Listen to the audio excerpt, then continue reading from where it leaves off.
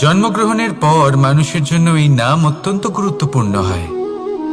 মাতা, পিতা, পুরোহিত সকলেই সেই অক্ষর খুঁজতে শুরু করেন যা দিয়ে আপনার নাম শুরু হবে। কিন্তু নাম আর রাশি এক হয়ে গেলেই কি সব কিছু ঠিক হয়ে যায়? কখনোই নয়। কারণ আপনার কর্মই হলো সব থেকে গুরুত্বপূর্ণ, আর কিছুই নয়। দেখুন, এই নিয়তিও আপনার কর্ম অনুযায়ী আপনার ভবিষ্যৎ সুনিশ্চিত করে। যদি আপনাকে উদাহরণ দিই তাহলে ভাবুন, একদিকে ছিলেন রাম আর অন্যদিকে রাবণ। দুজনেরই নাম শুরু হয় র দিয়ে, কিন্তু একজন পেলেন এক ভয়ানক পরিণতি আর অন্যজন সমগ্র সংসারের মনে চিরস্মরণীয় হলেন। তাহলে মনে রাখবেন, নাম নয়, কর্মই হলো শ্রেষ্ঠ। আর যদি তা শ্রেষ্ঠ হয় তাহলে আপনার নাম এমন স্থানে পৌঁছবে যা সংসারের কেউ মুছে ফেলতে পারবে না। তাহলে আসুন আমার সাথে ভালোবেসে বলুন, রাধা রাধা। অনেক সময় যখন আমরা কর্ম করি, সাফল্য লাভ করি, কঠিন পরীক্ষায় উত্তীর্ণ হই, বড় কাজ করি, আমাদের মনে হয় এই সংসার আমাদের একটু প্রশংসা করুক, ভালো লাগে। অনেকবার মনে হয় এটা হলো আমাদের কর্মের ফলই বটে, আমরা আনন্দ পাই। কিন্তু যখন আমরা এই প্রশংসা পাই না, তখন কি হয়? আমরা দুঃখী হয়ে যাই, ভেঙে পড়ি। মনে হয় যেন আমার জন্য কেউ চিন্তাই করে না। এমন মনে হয় যেন আমাদের আনন্দে অন্য কেউ আনন্দই পায় না। অনেক রকম ভাবনা আসে। কিন্তু আমি আপনাকে একটা প্রশ্ন করতে চাই, আপনি যে কাজই করেন না কেন, যে কর্মই করেন না কেন, তা কি শুধুমাত্র প্রশংসার জন্য করেন? যদি এরকম হয়ে থাকে তাহলে সেই ভাবনা এক্ষুনি ত্যাগ করুন। কারণ এই প্রকৃতি আমাদের অন্য শিক্ষা দেয়।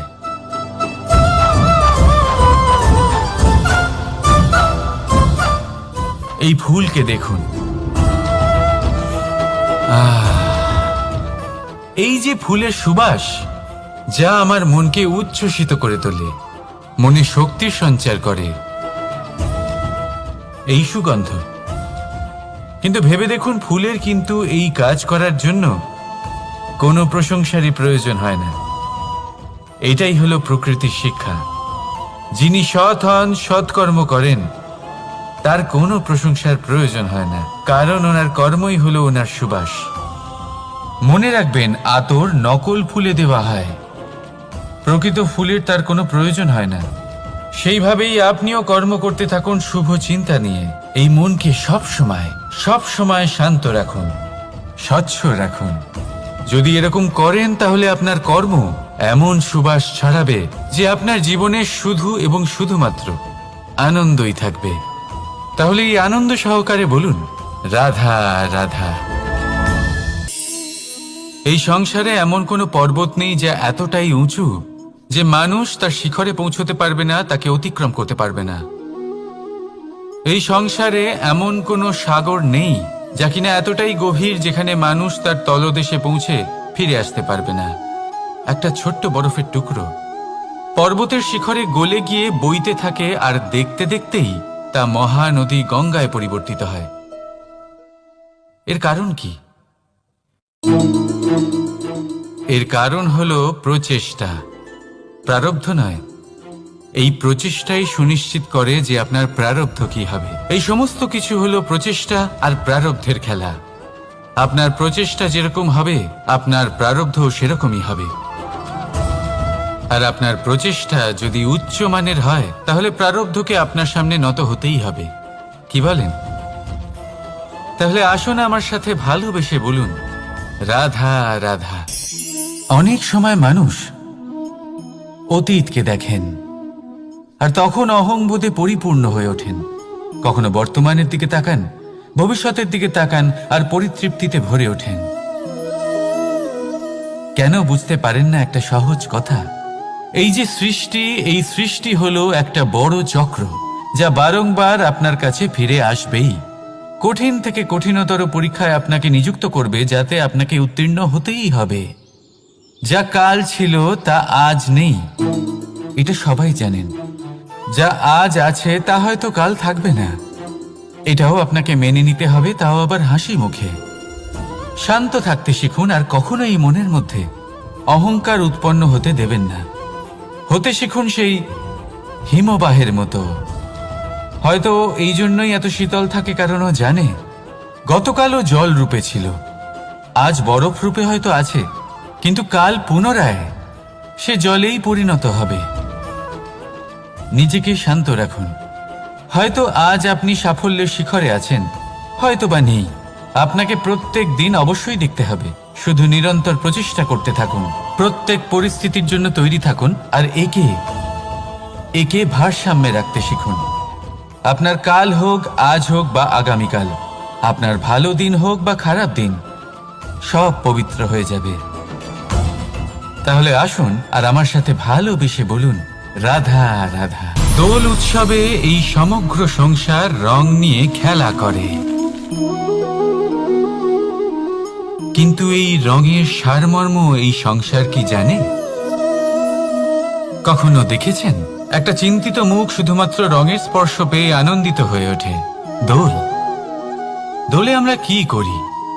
পুরাতনকে ত্যাগ করি আর নতুনকে স্বাগত জানাই। শিশিরকে বিদায় জানিয়ে এক নতুন ঋতুকে আগমন জানাই। দুশ্চিন্তা দূর করে আসার নতুন রঙে রঙিন হয়ে ওঠা, নিজেকে আনন্দিত করা, এটাই তো হলো দোল। এবার দোলের একটা ব্যাপার আছে, দুটো রঙে একসাথে রঙিন হওয়া যায় না। একটা রং উঠলে তবেই আরেকটা রং লাগা সম্ভব। আরও একটা প্রশ্নও রয়েছে, কোন রংকে তুলে দিয়ে কোন রং মাখানো যেতে পারে? যদি আপনাকে উদাহরণ দিই, লোভের এই রং, তা যতক্ষণ লেগে থাকবে আনন্দের রং লাগতে পারবে না। যা হয়েছিল দ্বারকাবাসী এবং সামন্তক মণির মধ্যে। ভ্রান্তির রং যতক্ষণ লেগে থাকবে সত্যের রং লাগতে পারবে না, যা হয়েছে রুক্মিণীর সাথে। আর হিংসার এই রং যতক্ষণ লেগে থাকবে প্রেমের রং ততক্ষণ লাগতেই পারবে না, যা হয় আপনার আমার সবার সাথে। তাহলে আসুন একসাথে মিলে দোল পালন করি এবং সবকিছুর উপরে বিজয় লাভ করি। অন্ধকারের স্থানে আলোর, ভ্রান্তির স্থানে সত্যের, হিংসার স্থানে প্রেমের, আর লোভের স্থানে আনন্দের এই সুন্দর রং মাখাই। শত্রুতা, ঘৃণা, হিংসা, এই সব কিছু ত্যাগ করি আর সকলের সখা হয়ে উঠি। আর ভালোবেসে বলি, শুভ দোল। হ্যাঁ, ওটা তো আমরা অবশ্যই বলবো, রাধা রাধা। সংসারে অনেক সময় এরকম হয় যে আমরা খুব সমস্যায় থাকি, খুব বিপদের মধ্যে থাকি, আর সেই সমস্ত মানুষ যারা আমাদের কাছের মানুষ, আমাদের আপনজন, তারা আমাদের ত্যাগ করে চলে যান। আমরা এই সময় দুঃখ পাই, নিরাশ হয়ে পড়ি এবং একা একাই সেই সমস্যাকেও কাটিয়ে উঠি। এবার পরিস্থিতি যেমন খুশি হোক না কেন, সেই সব মানুষ যারা এমন সময় আপনাকে ত্যাগ করেছেন, তাদের প্রতি ক্রুদ্ধ হওয়া, অভিমান করা, এটা অনুচিত। আমি বলবো তাদের প্রতি কৃতজ্ঞ থাকুন। আমি বলবো তাদের ধন্যবাদ জানান যে তারা এমন সময় আপনার সঙ্গ ত্যাগ করেছেন যখন আপনার তাদের সব থেকে বেশি প্রয়োজন ছিল। কারণ দেখুন, হয় তাদের বিশ্বাস ছিল যে আপনি নিজেই এই বিপদ থেকে বেরিয়ে আসতে পারবেন, বা তাদের ত্যাগ করার জন্য আপনি নিজের উৎসাহ বাড়িয়ে তুললেন, আপনি নিজের শক্তি বাড়ালেন এবং নিজে সেই সমস্যা থেকে বেরিয়ে আসলেন। নিজের খারাপ সময়কে আপনি নিজেই ভালো সময় করে তুললেন। শেষ পর্যন্ত আপনি আরো শক্তিশালী হয়ে উঠলেন, আরো শ্রেষ্ঠ হয়ে উঠলেন। আর এটাই তো আপনার বিজয়, যার কারণ হলো তাদের আপনাকে ত্যাগ করা। তাহলে তাদের ধন্যবাদ জানান আর আমার সাথে ভালোবেসে বলুন, রাধা রাধা। ধন হলো কারোর জন্য মোহ, আবার কারোর জন্য মায়া, কারোর জন্য হয়তো ভাগ্য, আবার কারোর জন্য কর্মের পারিশ্রমিক। দেখতে গেলে এই ধন হয়তো সবার জন্যই অত্যন্ত প্রয়োজনীয় হয়ে থাকে। সেই জন্যই তো মানুষ নিজের সমস্ত জীবন অতিবাহিত করেন এই ধন অর্জন করার জন্য। অনেক মানুষ এমনও হয় যাদের সমস্ত জীবন এই ধন অর্জন করতেই কেটে যায়। প্রত্যেক মানুষই চেষ্টা করেন যেন তিনি ধনী হন, যত সম্ভব বেশি ধন অর্জন করতে পারেন, সম্পন্ন থাকতে পারেন। আর তা হবে নাই বা কেন? কারণ এটাই হলো এমন এক বস্তু যা আদান প্রদান এমন নানান কাজে আসে। চেষ্টা তো সব মানুষই করেন, ধন অর্জন সব মানুষ করতে পারেন না। কারণ হলো এটাই যে মানুষ ভাবেন যে তার কাছে কিছু ধন এলে তারপর তিনি কিছু করে দেখাবেন, আর ধন ভাবে যদি এই মানুষ কিছু করে দেখান তাহলে আমি তার কাছে আসব। সেই জন্য কিছু করে দেখান, এমন শ্রেষ্ঠ কাজ করে দেখান যাতে ধন নিজেই আপনার কাছে ছুটে আসে। যদি আপনি ধন লাভের আশায় ছোটেন তাহলে আপনি নিজের সন্তোষ ভাব হারিয়ে ফেলবেন, কিন্তু এই সম্পত্তি যদি আপনার কাছে ছুটে আসে তাহলে আপনাকে মহান বলা হবে। সেই জন্য কাজ করুন, শ্রেষ্ঠ কাজ করে দেখান, দেখবেন এই ধন ফলস্বরূপ আপনার কাছে আসবেই আসবে। তাহলে আসুন আমার সাথে ভালোবেসে বলুন, রাধা রাধা। আমাদের মনে সবসময় একটা প্রশ্ন এসেই থাকে, এই জীবন যা কিনা ঈশ্বর আমাদের দিয়েছেন, একটা জীবন। ঈশ্বর এক আত্মা দিয়েছেন পৃথিবীতে বাঁচার জন্য। যতদূর আমরা জানি আমাদের কাছে একটাই জীবন রয়েছে। আমরা ভাবি এই জীবন গুছিয়ে কিভাবে রাখা যায়। প্রত্যেক মানুষ ভাবেন যে আমি কি করি যাতে এই জীবনকে গুছিয়ে রাখা যায়, কিরকম কর্ম করব, কিরকম পুণ্য করব, কি ধরনের শাস্ত্র পড়ব যাতে আমি সেই জ্ঞান অর্জন করি যাতে জীবনটা সুন্দর করে তুলতে পারি। আমাদের সমগ্র জীবন কেটে যায় এই প্রশ্নের উত্তর খুঁজতে, সেই শাস্ত্র অধ্যয়ন করতে। এমন অনেক মানুষ তাও বুঝতে পারেন না। আসুন আজ আমি আপনাকে একটা সহজ কথা বলি যার দ্বারা আপনি নিজের জীবন সুন্দর করবেন। জীবন, জিহ্বা, এদের দুজনেরই হলো একটাই রাশি। জিহ্বা অর্থাৎ আপনার কথা, এই কথাকে সংযত রাখুন, একে সুন্দর করে তুলুন, মধুর কথা বলুন, যতটা সম্ভব একে নিয়ন্ত্রণে রাখুন। আপনার জীবন সুন্দর হয়ে উঠবে। কারণ এই শব্দ হয় অত্যন্ত শক্তিশালী। এটা হলো এমন এক বন্ধন যা আপনার সামনের মানুষকে আপনার ব্যক্তিত্বের সাথে জুড়ে দিতে পারে। তাই এই শব্দ সংযত রাখুন, একে সুন্দর করে তুলুন। আপনার জীবন আপনা থেকেই সুন্দর হয়ে উঠবে।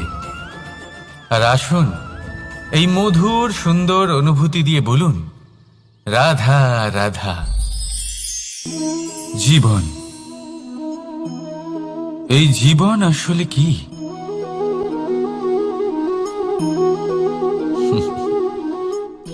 এই প্রশ্ন সবার মনেই এসে থাকে।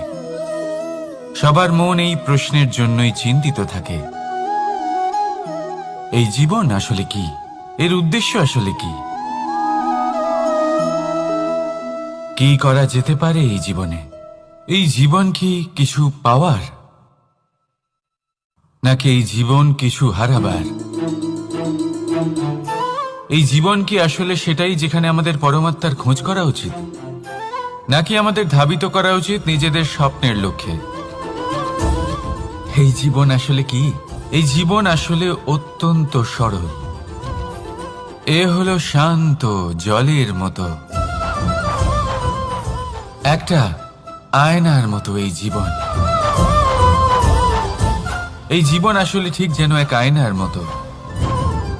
আয়না কি করে? আপনাকে সেটাই দেখায় যা আপনি করে থাকেন। আপনি হাসি মুখে আয়নার দিকে তাকান, আয়না আপনাকে আপনারই মুখ দেখাবে সেই হাসি সমেত। আপনি রেগে গিয়ে আয়নার দিকে তাকান, আয়না আপনাকে সেটাই দেখাবে। আপনি প্রসন্নভাবে হেসে আয়নার দিকে তাকালে আয়না আপনাকে সেটাই দেখাবে। এটাই হলো জীবন, একটা আয়নার মতো। আপনি এটা ভাববেন না যে এই জীবন আপনাকে কি দিয়েছে, বরং এটা ভেবে দেখুন যে আপনি এই জীবনকে কি প্রদান করেছেন। যদি আপনি এই জীবনকে সুখ প্রদান করেন, আনন্দ দিতে পারেন, ভালোবাসা দিতে পারেন, তাহলে এই জীবনও আপনাকে সুখ, আনন্দ আর ভালোবাসাই দেবে।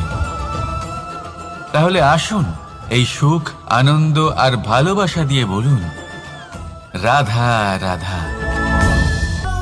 ধরিত্রীর বুকে গজিয়ে ওঠা এই দুব্ব ঘাস দেখেছেন? দুব্ব ঘাস, যা আমাদের পাকে শীতল রাখে।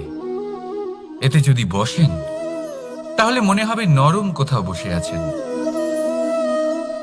এত ছোট হলেও কিন্তু এর মধ্যে গুণ আছে অনেকগুলি, আর যতটা ছোট এটা ততটাই বড় শিক্ষকও। কিভাবে? ভাবুন, পাতা ঝরার মরশুমের পরে সমস্ত পাতা একত্রিত হয়ে থাকে। একটা ছোট ফুলকি সবাইকে জ্বালিয়ে দিতে পারে, সমস্ত পাতা পুড়ে ছাই হয়ে যায়। কিন্তু এই ঘাসের কিছুই হয় না, সে যেমন ছিল তেমনই থাকে। কারণ কি হতে পারে? প্রথম কারণ, এরা ছোট হয়। দ্বিতীয় কারণ, এরা বিনম্র হয়, বড়ই সহজে দমে যায় এরা। তৃতীয় কারণ, এদের মধ্যে নমনীয়তা থাকে। আপনিও নিজেকে এরকমই বানিয়ে ফেলুন। কখনো নিজেই নিজেকে কারোর থেকে বড় মনে করবেন না। নিজের এই মনকে বিনম্র রাখুন। এবং সবথেকে বড় কথা, নিজের এই মনে সহানুভূতি, প্রেম আর বিশ্বাসের নমনীয়তা বজায় রাখবেন। যদি এরকম করতে পারেন তাহলে জীবন সবসময় সুখে কাটবে। রাধা রাধা।